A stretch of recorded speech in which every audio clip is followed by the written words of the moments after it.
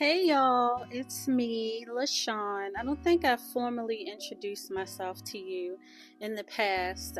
So my name is LaShawn. I go by simply LaShawn on a lot of my platforms. And if you've been following me just a little bit, it's nothing major. I do these videos for a purpose, and which I may share later on or maybe not, but I do these for a reason. As my last video showed, I had to get away for a while just to get um, a grip on things. And so we need to take an internal look and see how we're feeling and just kind of like do a temperature check. And I noticed that I was getting short-tempered, and I have a autoimmune disease, and so I was getting flares like back to back to back to back, and I knew that it was time for me to step away for a while. And so I went across the country, not too far.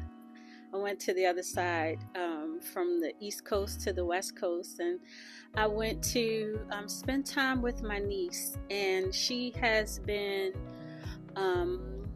a source of peace for me, a source of calm. And so when I'm around her, or whenever she comes to town, it's just a blessing to be around her. So right now I'm at her beautiful, beautiful apartment, and it's just the tone of it all is just very chill. And so anyway, I'm still working, so I'm working remote right now, and I have to be to work at 9 o'clock on the East Coast, which means I have to log on and start working at 6 a.m. here. And it is just a struggle. Although I like getting off at, 2 o'clock here, and when it's 5 o'clock there. So I still have a whole bunch of day to myself.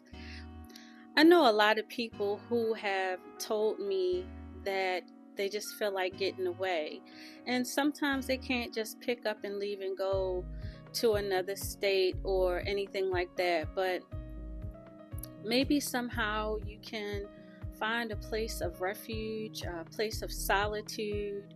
I think the number one thing is to make sure that you are staying connected with God first, keeping Jesus as the center of your life, and then maybe just see if you can just find peace. Like a lot of times what I do for peace, I'll go to a bookstore, I'll go to the library just to chill out, and or go for walks, or maybe even journal. I bought a book to journal in, and I saw something really, really cool. This young lady, she actually does like mood boards in her journal. What I do love about mood board is just like setting like how you feel, being able to get that energy out through your hands, how you're feeling. So cutting magazine pictures or out of newspapers or whatever, and just putting it on the page for that day, and maybe even writing about it.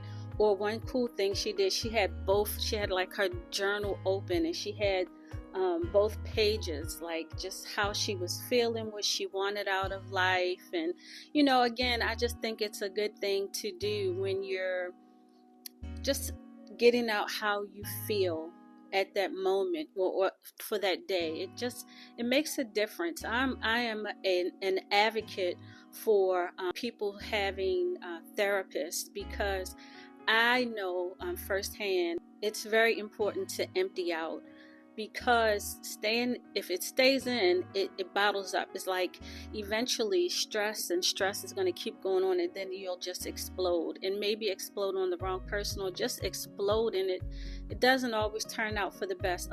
I want to be as calm as possible. I want to have peace. I want to have joy. And one of my testimonies, which I hold dear to my heart, obviously. We all usually have a whole bunch of testimonies, a lot of things that happen in our life, but my testimony, in 2014, I noticed a change in myself, and I started drinking a lot. Now, this is when I had my own business. I started working for myself, And I noticed a change, like I said, in myself. I looked at myself. Even to this day, I can look at those pictures and I see a different LaShawn. I see someone different. And I was on vacation, and I decided to just go hang out, by myself. And I went downtown, and I just started walking and walking and walking. And one of the things that I've been told is a lot of times when people are about to snap, a lot of times, or have a mental breakdown, I don't want to say snap, but when they have a mental breakdown, a lot of times they just start walking. And I literally just started walking. I just wanted to walk, and I'm not a walker. Y'all, people that know me know I'm not a walker. Let's go ahead and drive or get an Uber or whatever the case is. But anyway, I just started walking downtown, and it was at a point where my legs started hurting and I really wanted to stop, but I was at this pace where I just kept going. And I knew that I could feel my mind I could feel me starting to leave. And I don't know how I can describe this, but me fading away. Excuse again the background, but I see it now. I see it as like me fading and going like this, like away, like this, and then something coming forward. And so at the time, I could feel me leaving, and I was walking at a pace that I could not. First of all, it was way too fast. I don't walk that fast. I have little legs. I'm only 5'4". And I was walking way too fast, and I knew something was happening, so I decided to try to bang on a church, it's always open. This Catholic church is always open. I was trying to open the door was locked, and then it said something about preschool, and I was like, oh God, I need you to, because I could feel me leaving. And I heard the voice of the enemy telling me, oh, well, God doesn't love you, that's why this door is locked. And I was like, he does. But previously to this day, prior to that day, I was already like, I kept saying, out loud, like, if I died today or tomorrow, it wouldn't be a big deal to me. Like, I don't care, And I remember saying it to my big sister, and she's like, don't say that. Stop saying it. But I was like, it's true. If I leave, I leave. Well, that is a sign. If you have a loved one, or if you're saying this to yourself, I don't care if I live or die, a lot of times that is a sign that you are or you will be suicidal. So anyway, I'm trying to get there, and I'm like, let me make it back to my car. And by this time, I think I was almost gone. And I sat down on someone's steps, and I heard the enemy say to me, today you're going to kill yourself. This is the day that you're going to kill yourself. You're going to go home, you're going to drive there, and you're going to write your note, and you're going to kill yourself. And I knew that was wrong.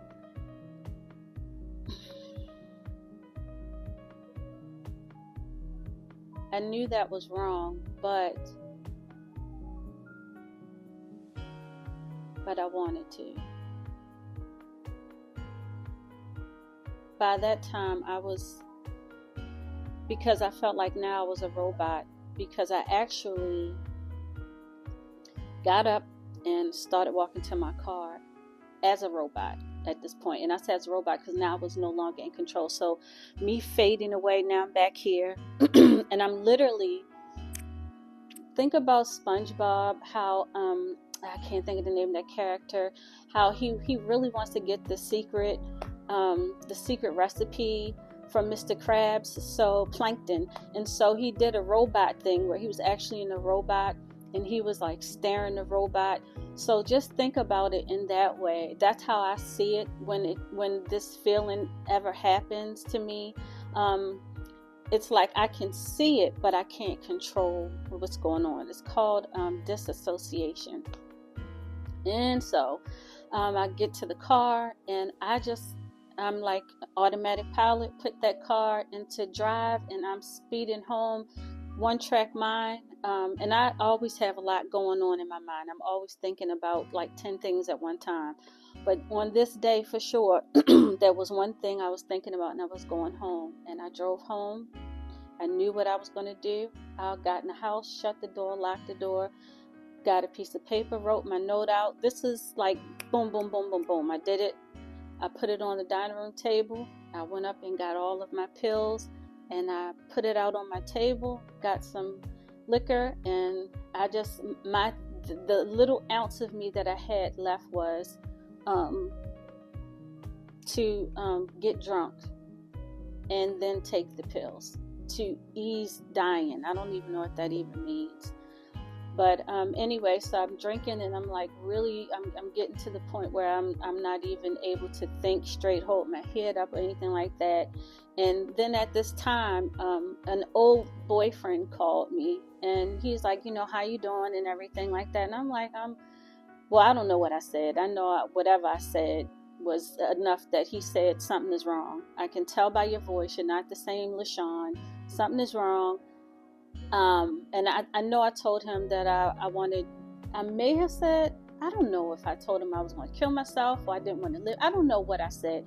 Whatever I said was alarming to him enough that I had no idea he had the number to my brother-in-law. So he calls my brother-in-law and tells him that something is wrong. And then he calls my sister, and at this point I'm kind of, and we hang up. I hung up the phone. And somehow or another, I'm on the verge now. It's time to take the pills. And I hear my sister's, when my phone is ringing, and I had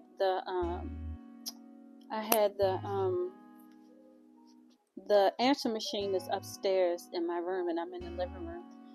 And it was her calling. I didn't know. And then I heard her voice echoing through the house. Please, baby sister, please, please don't, I'm here for you. I love you. Please don't do anything. I'm on my way. We're coming to you. She was like, please pick up the phone. And I could hear her crying. And so me back here, I felt like I wanted to say, I said no. I don't want to, but I could not, at that point, I didn't have the strength to stop what I was doing. But I inside, back there, I was like, no, I don't want to do this, but I wanted to do it. It's so hard to explain. And honestly, if you've never been there, it doesn't even make sense to some. It's just like telling people, if I can just go off on a tangent really quickly, how people don't understand depression, and then like, oh, just get out of it. Just, you'll be okay. It's no big deal. Honestly, it's a black cloud that is over you that you want to push away, but it's so heavy. And can you imagine those people who have had a dark cloud over them for so long? It almost feels like it's smothering you. So if you're feeling like that constantly, a lot of people just feel like the only way to get out of that feeling is to kill themselves. It's suicide. And shame on people who say, oh, that's the punk way out, or you're being inconsiderate. Shame on you, because you have no idea what people are feeling and what they're going through. You're thinking really about yourself when you say stuff like that. They left me here by myself. But what about what they were going through? And if I can insert just right here that I'm in no way, shape, or form encouraging suicide. I want you to get help.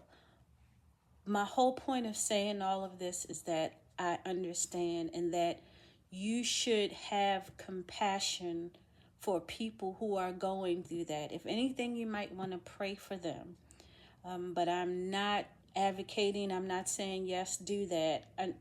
Don't do it. Get the help that you need. I'm just saying that I understand. My heart always goes out to people who have committed suicide because of, I had a very close relative who did that. And it just thinking about that, what they went through, you have no idea. And for a long time, I didn't understand either in my immature thoughts.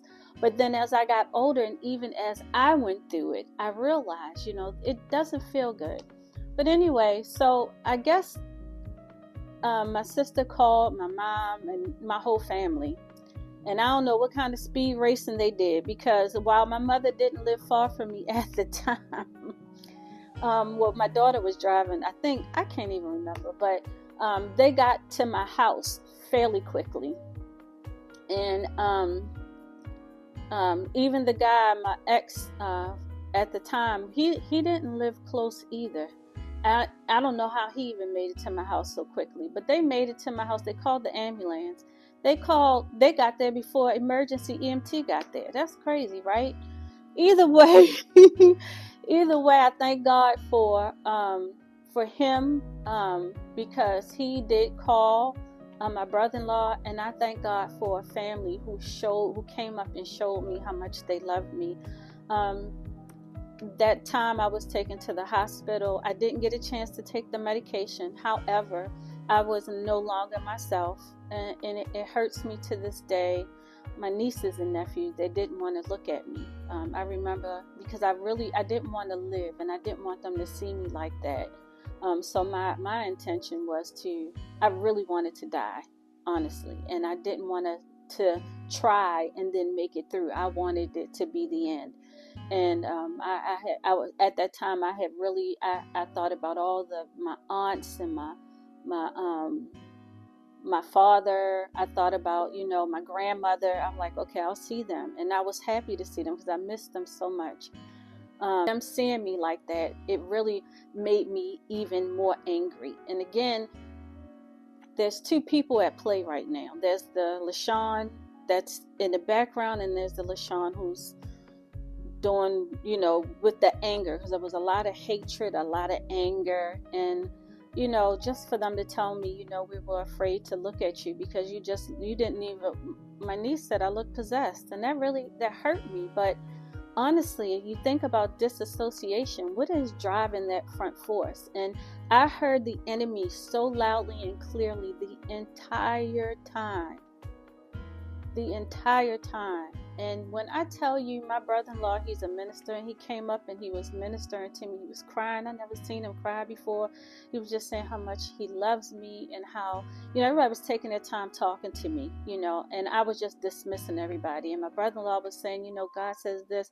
And I tell you, I was running those scriptures off. Yeah, but he said this. Yeah, but he said that. Yeah, but he said this. And it's just like I know the word. For sure, to this day, better than today than I did in the past. But at that time, it's just like the enemy to twist the word, to say, oh yeah, but God says this. Oh, but God says that. Well, when he said this, everybody is not meant to live. It was all of those things that,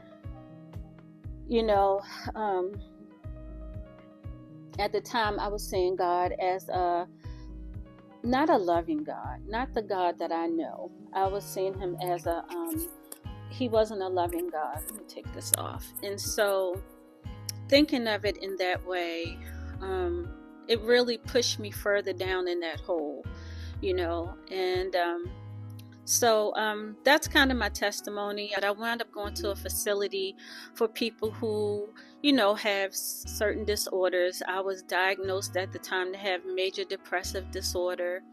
And it's a journey every day. Just, I'm not like how I was at that time, by no means, but I can tell when I need a break. I can tell when I need to sit back and regroup, and ground myself again, because I by no means do I feel like I'm suicidal, and I haven't been to that place in that manner ever again, thank God. I have had some very close calls when I get extremely upset and stressed. I have to make sure that my thoughts are I have to make sure that I am remaining calm and rational, and just knowing that everything isn't always bad. Like I understand at this point in my life that there are ebbs and flow, and there's not going to be sunshine all the time, and that's what the Word of God tells us, and I'm okay with that at this point. So again, I'm not saying that I'm at that place, because I'm definitely not. I need some time away, taking vacations is kind of like the best thing for me, because it's a change of scenery, it's a change of pace in life, and it just gives you time to appreciate new things, and even to reflect on the blessing that you have, that you're even able to travel somewhere like this right here. The fact that I'm able to just say, you know what, I need to go, and just be able to say, okay, I'm gonna spend 2 weeks in California. I think that's a good thing, you know. So anyway, I stayed at least 2 weeks in a mental facility. They got me better. God snapped me out of it one day when I saw someone being mistreated, and I just snapped out of it. And then I realized, like, okay, my first thought was, get me out of here. I feel better, get me out. Because I saw so much. I really want to make a movie about it, honestly, because it was that whole ordeal leading up to that day was it was a story, you know. And so I'm writing my book about that's one of the things that's in my book. That day, it was that day when I came to myself, as the Bible says, and I realized that I was, you know, the thoughts that I had towards the Lord wasn't, you know, right. And even the thoughts that I had towards myself wasn't right. But, you know, God really helped me out during that time. And that wasn't even the end of the struggle. That was a funny thing. I was able to go home with the strength of my nieces and my nephew and my daughter. That was part of my stress, because she had left to move on her own. And I think that emptiness syndrome, that emptiness syndrome, it really messed with me a little bit. It made me lonely, and that was the whole thing. I felt lonely. I didn't feel like anybody cared, and you know, everybody was off doing their own thing. Life happens, you know. That's what life is about. And I love family. I love being around them. I love being around, you know, friends. And not having them around, I know that it took a big toll on me, you know. And working for myself, being around people all the time, every day, except for Saturday and Sundays, to not being around anybody but little kids. You can't talk to them.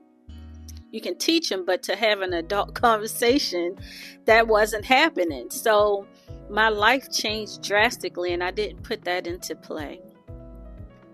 But anyway, that was that's my testimony. It's not all of it, and I'll tell some more at another time, because then there was another hospitalization right after that one. And that hospitalization had nothing to do with my mental health, but it had to do with a very small infection that shouldn't have caused me to flatline.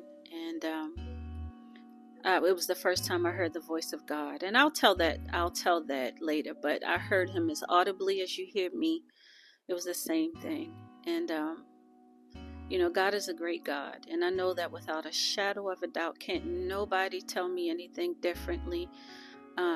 As I say to him every day, you know, God, you sit up high, you look down low, the earth is your footstool, and yet you know me, you see me. I know he hears me because he answers my prayers.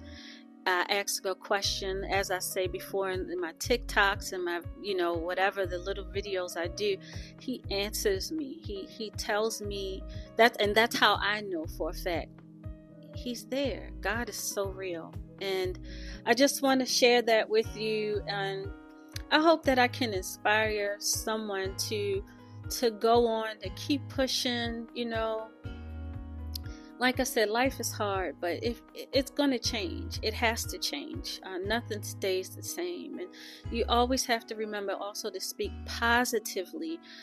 Negative words have so much power, because that's how God created us. And just the fact that you keep saying negative things about yourself, those negative things, you know, it can shape your life, you know. And that power comes from God, who gave us the power. So you're not manifesting anything. It's what God allows, first of all, and he's giving you the power to speak life into yourself and to others, and that's what you should do. So thank y'all for letting me ramble, and I just wanted to talk to you and just kind of like introduce myself, give a testimony, some of my testimony anyway. And that's it. So I'll be sharing pictures and things that I see here, things that's important to me, that mean something to me, and special moments, you know. Bye. That's not peace. That's peace. Bye.